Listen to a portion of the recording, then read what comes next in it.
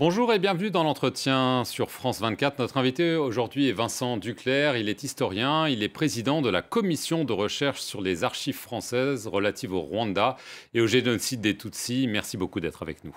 Merci à vous. Il y a quelques jours, vous avez remis au président Emmanuel Macron un rapport de presque 1000 pages, un rapport important. Alors, ce rapport conclut que la France a des responsabilités, je vous cite, lourdes et accablantes dans le génocide, mais le rapport réfute l'accusation que la France a été complice de ce génocide. En réaction, le Rwanda a salué un pas important vers une compréhension commune du rôle de la France. Alors, à travers ce rapport, il y a quelque chose qui est frappant, c'est à quel point c'est François Mitterrand qui est vraiment la personne centrale dans tout ce qui a trait au Rwanda avant, mais aussi sans doute pendant le génocide. François Mitterrand est le chef de l'État, le chef des armées. François Mitterrand, au fond, décide d'une intervention militaire française en octobre 1990 pour soutenir le régime du président dictateur Juvénal Habyarimana. Et à partir de ce moment-là, la France met en place, au fond, une politique de conquête du Rwanda. Rwanda qui n'est pas une colonie française, qui est une ancienne colonie belge. Et le Rwanda qui est en position avancée dans au fond, un espace anglo-américain que François Mitterrand veut effectivement conquérir. Et là, c'est une politique pensée par François Mitterrand. François Mitterrand mesure très bien l'action de la France en Afrique et veut effectivement étendre donc cette puissance française en Afrique. Et François Mitterrand, pour cela, s'appuie sur la présence de la République. En particulier, l'état-major particulier. L'état-major particulier, c'est au fond, c'est un conseil militaire, hein, plus la dissuasion. Mais normalement, le chef d'état-major, son adjoint, sont des conseillers militaires, comme François Mitterrand a des conseillers diplomatiques. Et au fond, cet état-major particulier se transforme en état-major opérationnel qui agit directement sur le terrain au Rwanda et qui court-circuite toute la chaîne hiérarchique, ministère de la Défense, état-major des armées, attaché de défense sur place. Donc là, c'est une politique parallèle qui pose effectivement de graves problèmes du fonctionnement des institutions. Oui, alors vous avez essayé de reconstituer un petit peu la chaîne de commandement et on a parlé d'ordre par la voix, c'est-à-dire qu'il y a eu beaucoup de consignes orales apparemment données par Mitterrand et il y a juste également le général Jean Varret qui a été chef de la mission militaire de coopération de 1990 à 1993, qui raconte même, à propos de circuits parallèles, qu'il y avait dans les combles de l'Élysée un sous-officier qui envoyait des ordres directement au Rwanda. Alors évidemment, c'était aussi, à partir de 1993, la cohabitation, mais on a l'impression que François Mitterrand, son état-major particulier, ce sont eux qui dessinaient en sous-main, en parallèle, une politique très particulière avec Juvénal Habyarimana. Alors vous avez raison de distinguer les deux phases. 90-93, là effectivement, il y a une toute-puissance de l'Élysée sur le Rwanda. À partir de la cohabitation, donc mi-93 et en 94, quand se déclenche le génocide des Tutsis, c'est le gouvernement d'Édouard Balladur. Le gouvernement d'Édouard Balladur, et nous on le dit dans le rapport, opère un sursaut volontariste. Et là, on a vraiment une autre politique et il faut donner gré effectivement à Édouard Balladur et à son gouvernement d'avoir voulu, en toute bonne foi, que la France intervienne pour arrêter les massacres. Et là, je crois qu'il faut vraiment distinguer les deux phases. Alors, dans la phase 90-93, effectivement, l'état-major particulier donc, est très puissant. Il reçoit des ordres à la voix de François Mitterrand, c'est-à-dire que le chef d'état-major est convoqué dans le bureau de François Mitterrand et lui dit, voilà, vous connaissez ma politique, donc vous savez ce que vous avez à faire, hein, des ordres qui sont finalement assez indistincts, mais on a pu les reconstituer en partie. Et en plus, on sait aussi que Pierre Joxe, ministre de la Défense, a insisté auprès de François Mitterrand en vain pour que les ordres de François Mitterrand soient écrits. Et donc, on voit bien qu'il y a quand même là beaucoup d'inquiétudes sur la manière dont la présidence de la République fonctionne.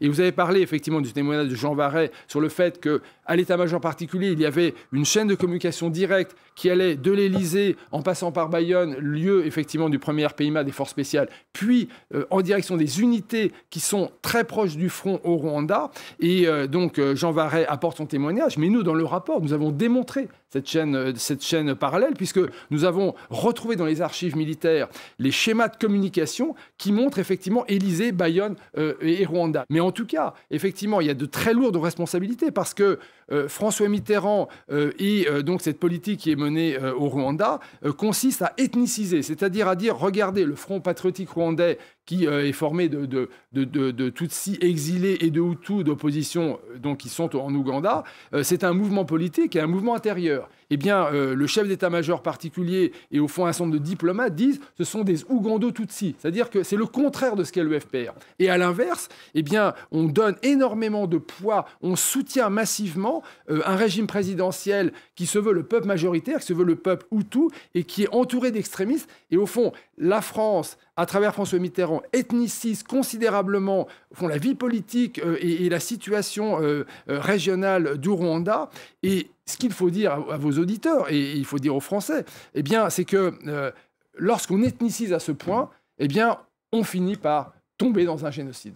Alors, pourquoi est-ce qu'on n'est pas complice du génocide? Vous dites que la France n'était en rien associée à cette entreprise génocidaire. Pourquoi une conclusion aussi nette? Parce qu'en droit pénal international, l'intention génocidaire n'est pas forcément requise pour prouver pénalement la complicité de génocide. Alors, soyons clairs, nous n'avons absolument pas voulu prendre la place des juges, hein, nous sommes historiens, et cette question de la complicité, je veux dire, tout le monde se la pose. Donc, il aurait été un peu particulier que dans un tel rapport, finalement 1000 pages, 200 pages de notes, je veux dire des dizaines de milliers d'archives qui ont été consultées, au fond, on n'assume pas quand même une responsabilité à l'égard, je veux dire, du public, du monde. Hein.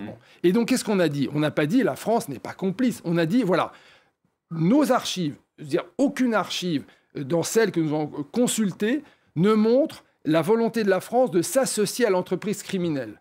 Donc ça veut dire que la France n'a pas voulu, effectivement, le génocide des Tutsis. Maintenant, je veux dire, les responsabilités accablantes que l'on atteste montrent effectivement que, je veux dire, il y a cet aveuglement, et cet aveuglement, il faut le questionner. Je pense que l'important aussi, aujourd'hui, c'est de réfléchir à ce passé. Il y a la question aussi de l'opération turquoise qui a été déclenchée à partir du 22 juin. Les militaires français interviennent sous mandat des Nations Unies, c'est important de le préciser. Et vous dites qu'il y avait eu une petite tentative d'essayer de loger dans cette opération humanitaire une action contre le Front patriotique rwandais de Paul Kagame. Mais vous dites que l'opération turquoise, je cite, n'est en rien une opération de protection des génocidaires.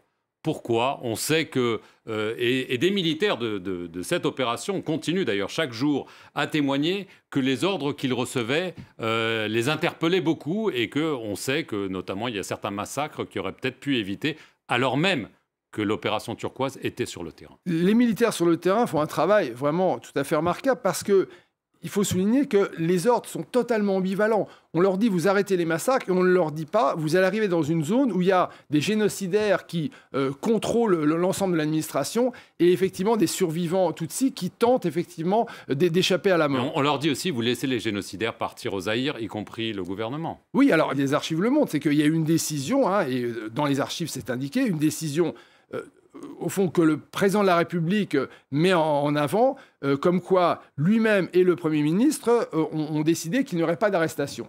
La question des arrestations... La France est tenue par la Convention sur la prévention du génocide. C'est compliqué, c'est-à-dire que... C'est pareil, c'est ça. Alors oui, alors la Convention, mais le problème de la Convention, c'est que la Convention n'est pas du tout, alors même que la France a signé le traité en 1950, la Convention n'est pas, on pourrait dire, dans les gènes des diplomates et des politiques qui n'ont pas compris que cette Convention permettait l'arrestation. Et au fond... Et donc il y a une volonté politique quand même claire. On sait qu'il y a un génocide à ce moment-là. Les troupes françaises sont sur le terrain. Elles n'empêchent pas des massacres. Elles aident les génocidaires. Ça interpelle. Alors, très rapidement, les troupes sur le terrain comprennent qu'il y a des tueurs et il y a des victimes, ce sont les Tutsis.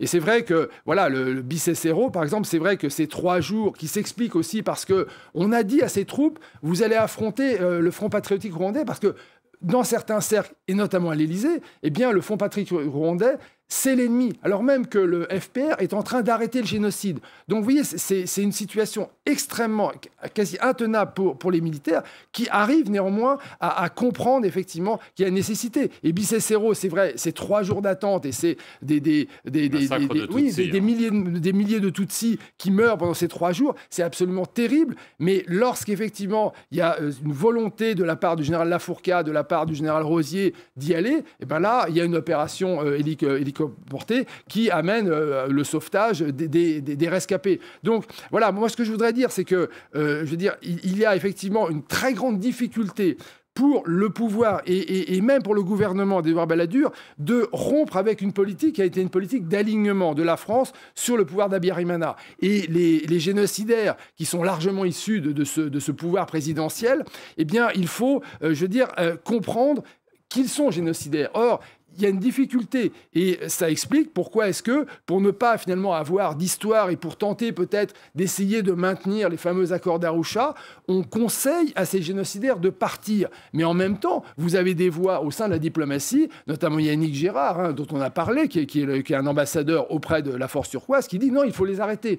Donc la France n'est pas unie sur ce point-là. Il y a des gens qui sauvent l'honneur et je dirais effectivement que ces diplomates ou le général Sartre qui vient de publier un très beau texte dans Le Monde, et le général Lafourcade qui a très bien tenu effectivement son commandement, sont des gens effectivement dont il faut relever le courage et la lucidité. Et en même temps, c'est vrai que malheureusement, dans la mesure où on disait on arrête les massacres, on donnait le sentiment qu'il y avait des massacres de part et d'autre, qu'on était dans les... Le double génocide. Voilà, quasiment. Alors que face à un génocide, la communauté internationale se doit de tout faire. Il n'y a aucune excuse de dire « oui, le FBR est en train d'arrêter le génocide, mais il massacre aussi ». Non, tout ça, effectivement, c'est de l'argussie. Très rapidement, en conclusion, donc le Rwanda, comme je l'ai dit, a salué ce rapport. On sait que du côté Rwanda, il doit y avoir un rapport qui doit sortir. Tout ceci alors qu'une visite d'Emmanuel Macron est en discussion. Est-ce que vous pensez que c'est important que les deux côtés trouvent un chemin commun à travers ce travail mémoriel? Oui, absolument. Je pense que c'est une très bonne voie. C'est-à-dire que le climat depuis 30 ans sur le Rwanda, notamment en France, il est étouffant. C'est-à-dire violence, mensonge, intimidation. Je n'ai pas encore effectivement lu le rapport des chercheurs rwandais, mais je suis persuadé que ce rapport... vous avez sont bons. Oui, ce rapport va dans le sens effectivement d'une autre. Pourquoi? Tout simplement parce que nous avons fait un travail de vérité et qu'il n'y a qu'une seule vérité sur le sujet. Vincent Duclercq, merci beaucoup d'être venu sur le plateau de France 24 et merci à vous d'avoir regardé cet entretien. Restez sur nos antennes pour plus d'informations.